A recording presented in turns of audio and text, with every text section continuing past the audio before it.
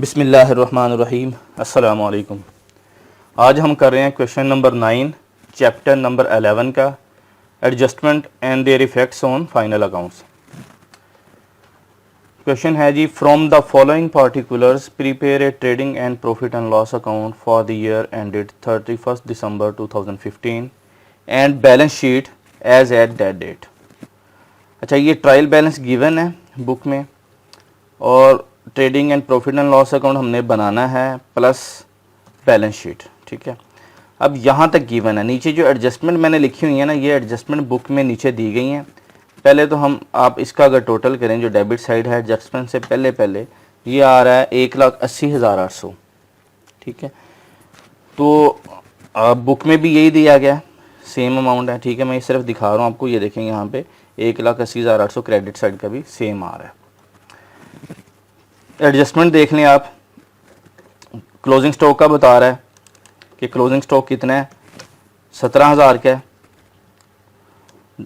इसकी ज़ाहिरी बात है ये दिया गया, इसकी एडजस्टमेंट नहीं होगी, जस्ट इसका जो है इम्पैक्ट जाएगा बैलेंस शीट में किस तरह से। डेप्रीसिएशन 10% है मोटर व्हीकल्स की। आउटस्टैंडिंग सैलरी वो कह रहा है ये 300 है। और goods drawn by proprietor for personal use, ये क्या होता है, ये ड्राइंग्स है कि उसने ऑनर ने स्टॉक में से कुछ चीज़ें वो अपने पर्सनल यूज़ के लिए ले गया है। तो आपने ज़ाहिरी बात है उसकी एडजस्टमेंट क्या डालनी है, मैं दिखा देता हूँ आपको। इन तीनों की एडजस्टमेंट क्या डाली है और वही एडजस्टमेंट मीन्स आपने वो एंट्रीज़ करके दिखाना है, जैसे डबल इम्पैक्ट होता है ना डुअल अकाउंटिंग में। तो ये देखें, स्टॉक का आपको पता है कि वो उन्होंने जस्ट दिया हुआ है, इन्फॉर्मेशन है, उसकी एडजस्टिंग नहीं डलती। बाकी जो 3 है डेप्रीसिएशन ऑन मोटर व्हीकल्स। अच्छा, ये देखें, ये 10% उसने बताई है। तो ये देखें 7,600 है मोटर व्हीकल। ठीक है, इसकी वैल्यू और इसकी डेप्रीसिएशन कितनी आ गई है, 10% 760 रुपये। इसी तरह से अकामुलेटेड डेप्रीसिएशन आपने, ठीक है, ये अकामुलेटेड डेप्रीसिएशन मैंने बताया ये क्या होता है, ये कंट्रा एसेट अकाउंट है, एसेट में से लेस हो जाता है। ठीक है, डेप्रीसिएशन एक्सपेंस P&L में जाता है, एक्सपेंस में ऐड हो जाता है। ये एक एंट्री होगी आपकी। दूसरी entry outstanding salary. Outstanding salary जो वो है कि जो लोग काम कर चुके हैं अभी तक उनको पेमेंट नहीं की हमने। ठीक है, तो सैलरी एक्सपेंस तो है वो हो चुका है, एक्सपेंस अकाउंट 300 का है, और लेकिन पे अभी तक नहीं हुई। तो ज़ाहिरी बात है वो पे कर रहे हों तो कैश या बैंक को आप कर रहे होते हैं क्रेडिट, लेकिन अभी पे नहीं कर रहे, तो सैलरी पेबल का अकाउंट को आपने क्रेडिट कर दिया। मीन्स कि अपनी लाइबिलिटी क्रिएट कर लिया कि भाई हमने ये पेमेंट अभी करनी है। ओके, तो ये है लाइबिलिटी अकाउंट पेबल का, और ये एक्सपेंस का अकाउंट है। ये डेबिट एंड क्रेडिट इक्वल है। यही इम्पैक्ट आगे ट्रायल में जाना है, मैं दिखा देता हूँ आपको। Goods drawn by proprietor for personal use 600 है। ड्राइंग्स अकाउंट है, ड्राइंग्स अकाउंट डेबिट हो रहा है। ड्राइंग्स अकाउंट इसकी टाइप क्या होती है, ठीक है, इसकी टाइप होती है कैपिटल। ठीक है, ये कंट्रा कैपिटल होता है। कंट्रा कैपिटल असल में कंट्रा किस लिए मैं बोल रहा हूँ कि कैपिटल में से लेस होता है। अकामुलेटेड डेप्रीसिएशन क्या होती है, कंट्रा एसेट अकाउंट है, वो एसेट में से लेस हो जाती है। ये कंट्रा कैपिटल है, कैपिटल में से लेस होती है इन ड्राइंग्स। ठीक है, कंट्रा में साथ लफ्ज़ लिख देता हूँ, लेकिन जब अकाउंटिंग सॉफ्टवेयर आप यूज़ करेंगे तो उसमें से आपने ड्राइंग्स जब अकाउंट क्रिएट करें तो अकाउंट टाइप क्या होगी, कैपिटल अकाउंट होगी। ठीक है, कंट्रा कैपिटल अकाउंट है। ठीक है, और ये स्टॉक आपको पता है स्टॉक होता है। अच्छा, उसने ज़ाहिरी बात है कैश नहीं लिया, कैश या चेक लेता बैंक के थ्रू तो आपने बैंक को करना था क्रेडिट या कैश को करना था। ड्राइंग्स को तो आपने डेबिट कर दिया, मींस के कैपिटल इसमें कम हो जाएगा 600 के साथ। आपको पता है कि जब कैपिटल ऐड होता है तो उसे हम क्रेडिट करते हैं। ठीक है, तो स्टॉक लिया उसने इन्वेंट्री में से, तो आपका स्टॉक ये कम हो रहा है बजाय कि कैश या बैंक। लेकिन यहाँ पे अगर वो कैश ले लेता तो आपका कैश कम होना था, कैश ने क्रेडिट होना था। कैश नहीं हुआ, स्टॉक आपका स्टॉक जो है ये इन्वेंट्री आपकी इतनी कम हुई है, तो मतलब कि इतना जो है ये बिज़नेस एक्सपेंस नहीं है। ठीक है, आपने ये शो कर दिया कि ये बिज़नेस एक्सपेंस नहीं है भाई, ये कैपिटल में से लेस होना है। तो ये किस तरह से इसकी एडजस्टमेंट इन तीनों एंट्रीज़ की यहाँ पे ये देखें शो करवा दी है ट्रायल में।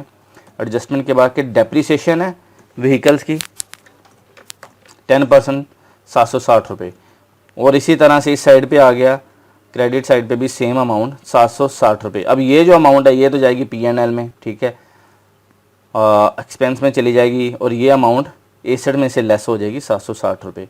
इसी तरह से सैलरी अकाउंट है, आउटस्टैंडिंग सैलरीज, ये सैलरी क्या है, एक्सपेंस अकाउंट है। जैसे ये ऊपर आ रहा है ना, इन दोनों का इफेक्ट होना है। ये ऊपर पहले दिया गया अनएडजस्टेड, एडजस्टेड में भी आ गया, तो इसको याद रखना है। अगर सेम अकाउंट दोनों जगह पे आ रहे हैं तो उन दोनों का इम्पैक्ट आगे जाना है। अब सैलरीज अकाउंट ये भी आएगा और ये भी जाएगा P&L में, एक्सपेंसेस में, ठीक है। 300 की सैलरीज है और 300 का ही सैलरीज पेएबल है। और ड्राइंग्स अकाउंट 600 है, तो स्टॉक और इन्वेंट्री आपकी कम हो रही है 600 के साथ, जिसका इम्पैक्ट जो है P&L में मैं आपको दिखाता हूँ कि ये किस तरह से जाना है, और ड्राइंग्स का अकाउंट ये किस तरह से जाना है बैलेंस शीट में। अभी आपको ये शो करते हैं 1 बाय 1। तो चलिए शुरू करते हैं। ये मैंने एक ड्राफ्ट बनाया हुआ है, ठीक है। ये आपसे मैं शेयर भी कर लूँगा, लिंक दे दूँगा, इसका आप डाउनलोड कर सकते हैं इसे। ओपनिंग स्टॉक है, 1 बाय 1 हम कर लेते हैं। ओपनिंग स्टॉक लिया और यहाँ से इसे डेबिट कर दिया। एक एक अमाउंट को करते जाते हैं कि जो जो होती जाएंगी हमें पता चले कि इनको हमने यूज़ कर लिया। ऐड परचेजेस, ये परचेजेस हैं।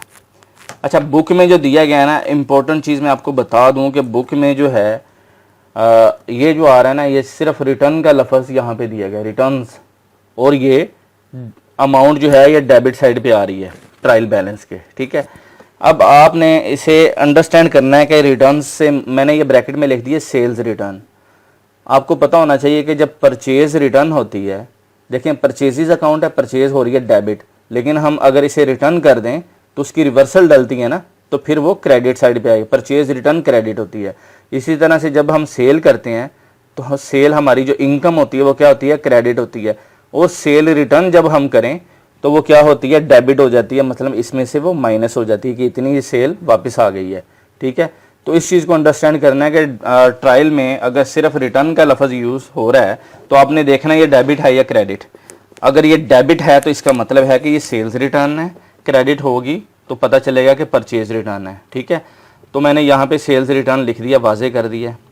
बाकी कैरिज इन का मतलब भी यही है कि ये डायरेक्ट जो है उसको कैरिज चीज़ों को लाने के लिए होता है। फ्रेट भी इसी तरह से जो गाड़ियाँ आप यूज़ करते हैं मटेरियल को लाने के लिए। अच्छा, जस्ट फ्रेट लफ्ज़ यूज़ हो रहा हो ना, फ्रेट आउटवर्ड जब तक नहीं होता, ठीक है, सिर्फ फ्रेट या फ्रेट इन, इसका मतलब यही है कि ये डायरेक्ट कॉस्ट है, ये मटेरियल को फैक्ट्री में लाने के लिए यूज़ हुई है, तो ये डायरेक्ट कॉस्ट में जाएगा आपके ग्रॉस प्रॉफिट को निकालने के लिए। बाकी जो है आपके एक्सपेंसेस है। फ्रेट के साथ जब तक आउटवर्ड नहीं ना आएगा तब तक उससे आपने एक्सपेंसेस में, डायरेक्ट एक्सपेंसेस में नहीं लेके जाना, इसे जो है कॉस्ट ऑफ सेल्स में ही रखना है। तो यहाँ पे देखें हमने ये 2 अकाउंट ले लिए हैं। परचेजेस को भी मैं यहाँ पे बोल्ड कर देता हूँ, तो ये आ गया। यहाँ पे कैरिज इन, कैरिज कितना है, ठीक है,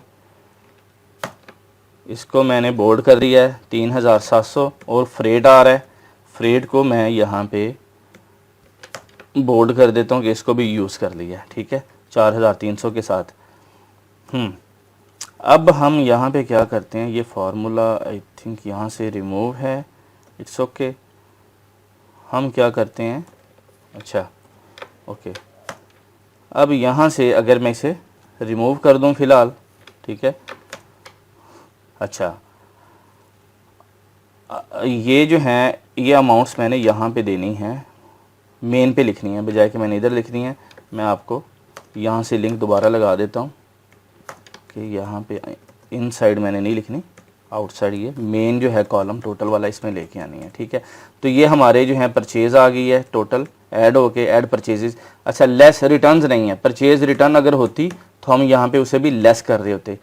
इसी तरह से सेल्स अगर रिटर्न होती है तो वो भी लेस होती है, जैसे यहाँ पे होगी, मैं करके दिखा देता हूँ। ये हमारे एक्सपेंसेस टोटल आ गए हैं 1,22,000 के साथ। अब सेल्स हम यहाँ पे ले लेते हैं, ठीक है। 2 कॉलम किस लिए रखे हैं कि जैसे अब सेल है, सेल्स रिटर्न है, तो टोटल उसका नेट इफेक्ट बाहर जाएगा। जैसे ये सेल आ रही है, ठीक है, 1,34,400 के साथ, प्लस सेल्स रिटर्न भी हमारी इधर आ रही है, उसे लेस करना है। ये इक्वल टू और माइनस का मैंने बटन ये लिखा है, ठीक है जी, माइनस का साइन दे दिया है और यहाँ पे इस अमाउंट को ले लिया सेल्स रिटर्न वाली को। ये देखें अब 3200 रुपये इसमें से माइनस हो रहा है 1,34,400 में, तो यहाँ पे नेट इफेक्ट 1,31,200 आ गया, ठीक है। क्लोजिंग स्टॉक आपने ले लेना है।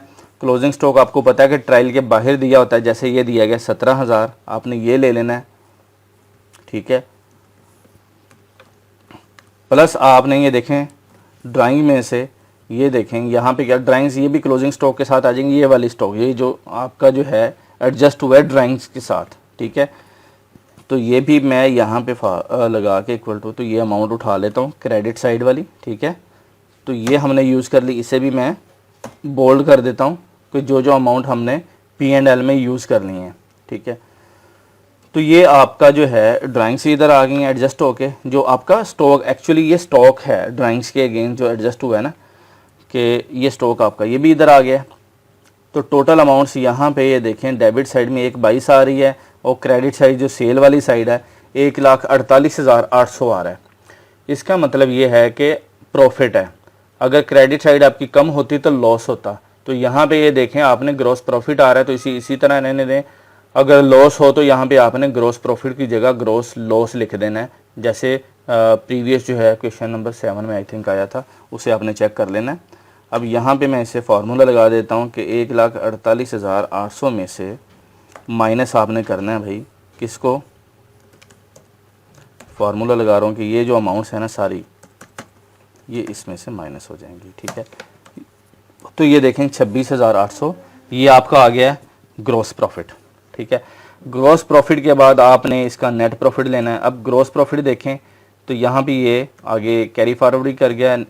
अदर इनकम में क्या है, अदर इनकम में आपने वो लेनी है, अगर कोई इंटरेस्ट मिल रहा है आपको, कोई स्क्रैप वगैरह सेल की है, कोई इस तरह की चीज़ यहाँ पे दी गई है नहीं, ठीक है।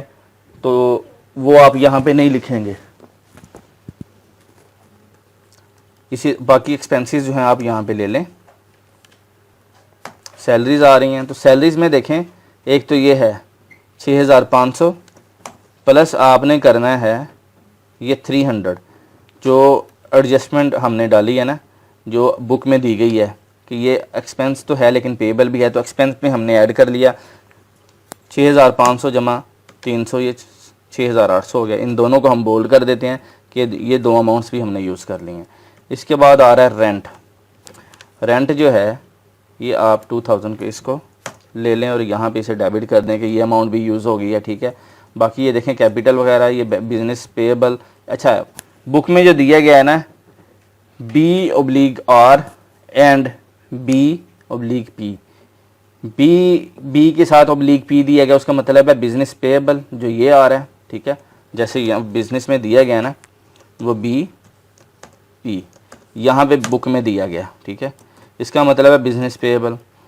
और ये जो आ रहा है बिजनेस रिसीवेबल वो इस तरह से दिया गया है B/R, ठीक है। आपने इसको अंडरस्टैंड करना है कि ये रिसीवेबल्स हैं, बिजनेस रिसीवेबल हो या जस्ट रिसीवेबल हो या डेटर्स हों एक ही बात है, इससे कंफ्यूज नहीं होना।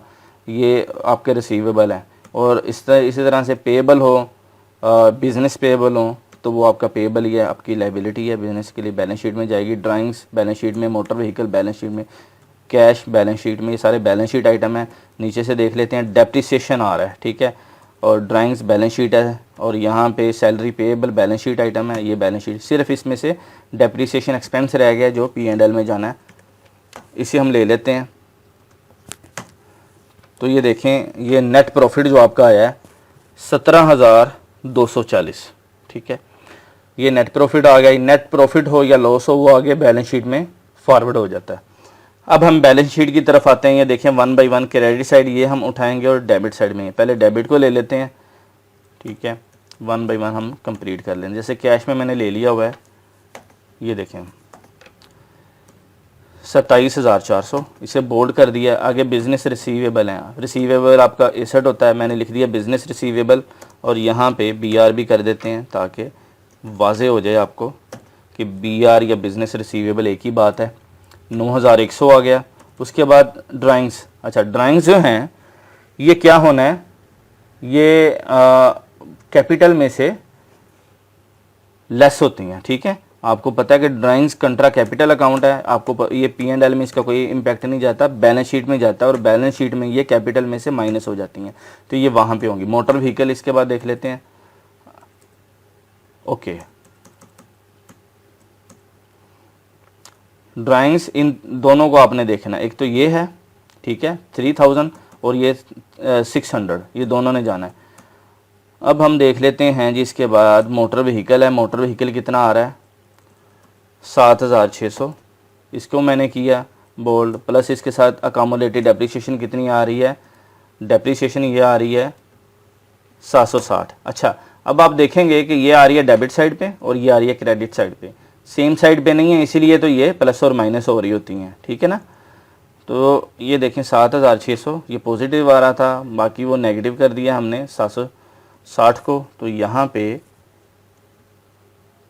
6840 नेट इम्पैक्ट आ गया मोटर व्हीकल का, ठीक है।